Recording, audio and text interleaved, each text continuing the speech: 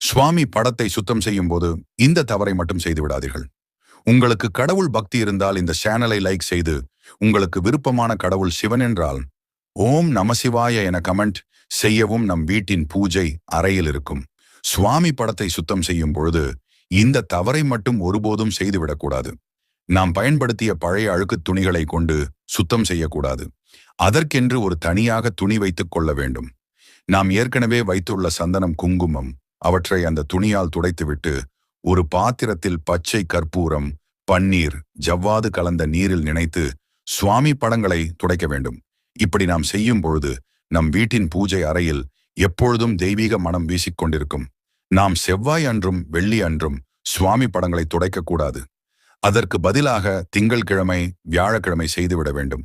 அதே போல மாலை 6 மணிக்கு மேல் சாமி படங்களை சுத்தம் செய்யக்கூடாது. இதுபோல செய்து வர நம் வீட்டில் என்றும் கஷ்டங்கள்